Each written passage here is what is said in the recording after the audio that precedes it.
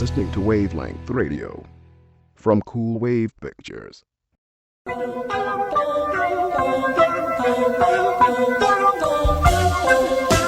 He's live. He's uncensored. And he's on the level. He's Patrick Adam. The Patrick Adam Show on Wavelength Radio. And welcome back to the Patrick Adams Show here at Wavelength Radio from Cool Wave Pictures. Speaking of Cool Wave Pictures, just wrapped up a new short called Win, Lose, or Draw. Why don't you go to coolwavepictures.com.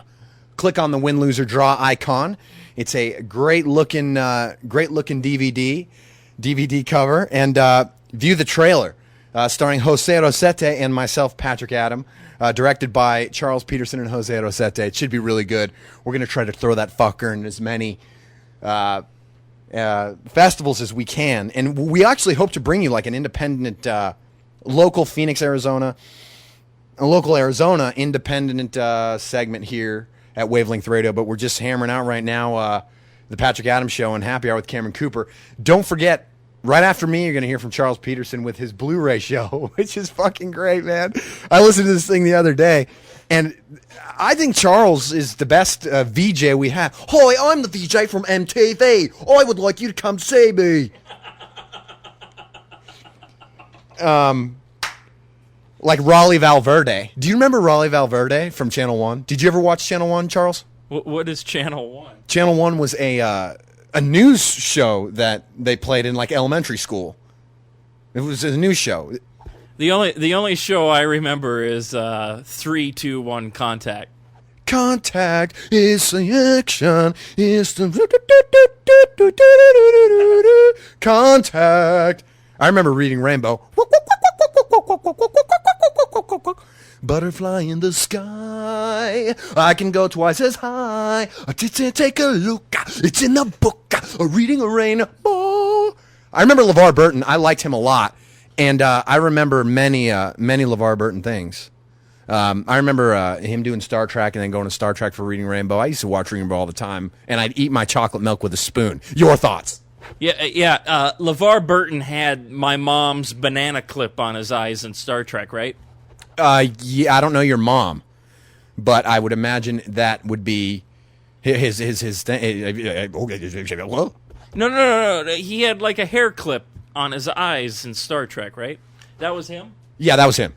Yeah, that was him. But yeah, I used to eat my chocolate milk with a spoon. What? I swear, dude. I just had this memory of watching Reading Rainbow, eating my chocolate milk with a spoon after school, and I'd have cinnamon French toast. I'd make my toast, and I'd butter it, and then I'd put cinnamon on it with my chocolate milk. And I'd eat my chocolate milk with a spoon. Your thoughts? I remember that. I used to have, not Golden Grams, Cinnamon Toast Crunch. That was fantastic.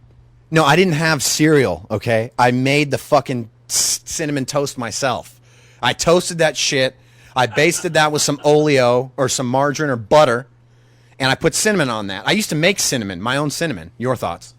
I never made my own cinnamon. You just get the cinnamon from the store and you put sugar in it. Tastes really good. Anyways, I was at the gym with my dad. I go to the gym with my dad, and we were walking to the elliptical machines to do cardio, Charles, and we got there, and there were like two next to each other, and then all around us were a bunch of women doing their stuff in the morning. And this happens every time I jump on a machine at the gym. If I'm anywhere near a woman and I start doing my stuff, I don't even look at this woman. I don't smell bad. I don't say anything offensive. They leave. 9 times out of 10, when I get on a machine and I start to work out, the woman will get off her machine and leave.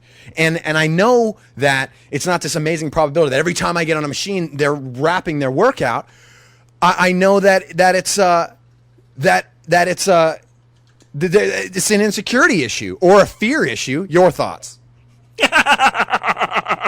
Are we finally talking about the stripper? No, we're not the stripper yet, but we are at the gym. Last time I went to the gym, I got a little bit of a story, and I wouldn't normally tell this, but it was kind of a weird story. I like going into the sauna and the steam room and swim in the pool and then go to the hot tub. I like doing all that at the gym. So if a gym doesn't have it, but I was sitting in the sauna one time. I had my towel wrapped around, and this Asian guy, he must have been like 80 years old, comes into the sauna naked, and it's like, I don't know what to do. I mean, I'm not homosexual, but this is a locker room too, so I'm not okay with it, and I'm not okay with it. I mean, what would you do if a naked 80-year-old Asian man comes in the sauna butt naked? The fucking guy is probably a genius, like Taoist philosophy and Buddha and shit, and I'd be asking him all kinds of questions about that shit, and I'd bow to that motherfucker. And because we're in a gym, dude.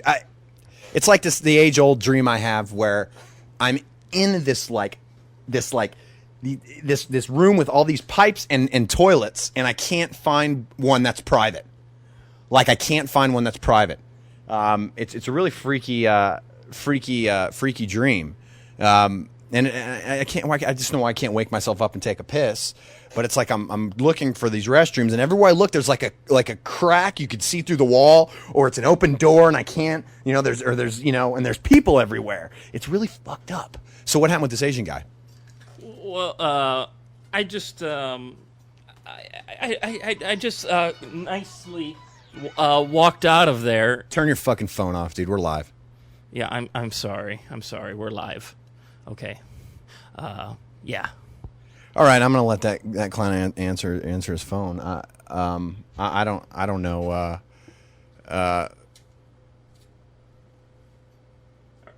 We're okay. We're okay. Yeah, that happened to me too. My mom just emailed and said that she just lost me, and I was listening to you the other night, and the same thing happened. It just went off.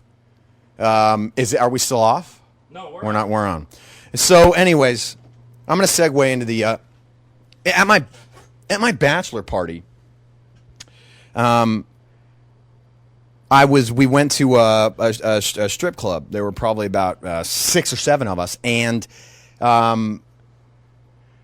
we were all kind of hanging out, blah blah blah blah blah, yada yada yada yada yada. And I must have spent $80 on this one stripper. She was, dancing in front of me and rubbing my shoulders and stuff. I mean, it's not real big. I don't really, it doesn't really like push my button, so to speak. If I can't touch a woman, it's just not of interest to me for the most part. So after I'm done, she starts asking me about my friend that joined the military. Now, mind you, he wasn't buying anything because the guy never had money to buy anything. And she kept asking about him. And then we sat there, and then we're done, and everybody's kind of sitting together. And she like puts on her shoes and her top and her bottom and walks up to this guy and sits on his lap and just starts talking to him. And he doesn't have to pay her, like, right? And she's not dancing on him or anything. But she's not. And then the woman says to me, she's like, "Oh, but you're still my favorite because you're the bachelor." That's the one thing. Another thing was I was at work. And I have like this stripper radar. It's like a gaydar almost. I can always tell when there's like strippers who aren't per se. They're not stripping. They're just having lunch and stuff. And one of them happened to also be a masseuse. And I said, you know what? My masseuse is gone from me. Will you be my new masseuse? And she said, she gave me a line. She said, "Oh, I don't have any cards on me. I'll bring them in next time." I saw her another time, and I didn't get a card from this woman. And all I wanted was a massage. That's it. I wasn't asking for anything else. I'm a married man. I just want a massage. There's nothing wrong with that. No. No, I mean, is it how you talk to him? I don't. It's not. I don't know. Maybe it is. Maybe they're not looking for an intelligent genius. They're looking for somebody who lives with their mother. Your thoughts? Well, this is bothering me. Like I was upset today at work because there was another stripper in today, and she just started working every guy in that room. Oh my! That's well, I have, and it bothered me. Is that what a stripper's job is? To drive people fucking crazy? Well, yeah, they cock tease. If I could say that on the word. You said cockfights earlier, so why can't I say cock tease? I don't like going to strip clubs anyway because I want to touch and feel and Like I want to grab a breast. exactly. I mean, sometimes they got the best breasts in the place, and you just want to squeeze and go honk honk. Well, you don't want to go honk honk. Motorboating. You motorboating son of a bitch, you old sailor, you. Yes, exactly. That's what I want to do, but they don't let me do it. And now in Scottsdale, it's even harder to do. But I don't know. I mean, I'm a cheap tipper too. Yeah, I know that. We were in a drive-through the other night, me and Charles and his lovely wife, right? And I'm trying to be polite to these people because you know what? I worked in a drive-through before, okay, at the DQ. And when somebody pissed me off, I stuck my balls on their onion rings. And this is not a joke, all right? And he's screaming at these people, hello, hello. And I'm just kind of like wondering, why don't you treat these people with some respect? Because you know what? You never worked in a fast food, did you? No, I did. I worked in 4 fast food places at once. At Smitty's Food Court, you work at Taco Bell, KFC, Cinnabon. So why do you treat these people like they're like shit on your bottom of your shoe? And why are you so difficult when we go out to eat and shit? You're always fucking around with people, like waitresses and waitresses and stuff, and you're asking for all these special things, which drives me nuts. When people want special shit, you're not going to get it anymore. You can't go to an Applebee's and order a cheese sandwich without cheese, add bacon, and sub O-rings and expect to get it. It's not going to happen.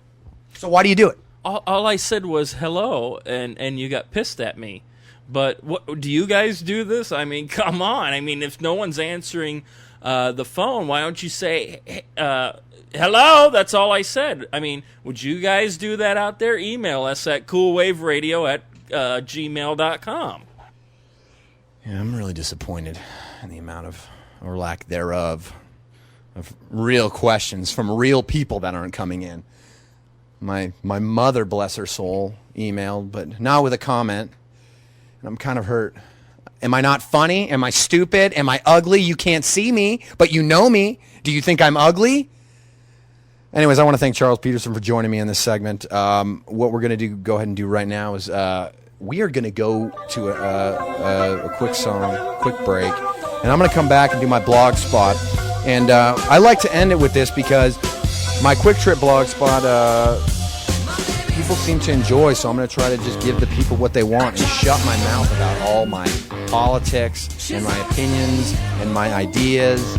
And just go ahead and I'm going to read one of my blogs to you folks for this last segment here. Thanks again, Charles Peterson, for joining me.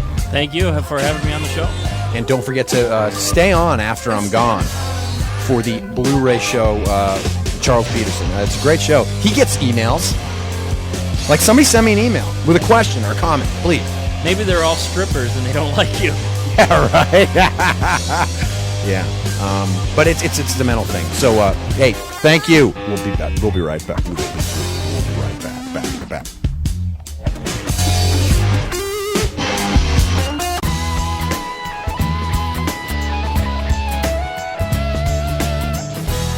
You're listening to Wavelength Radio from Cool Wave Pictures.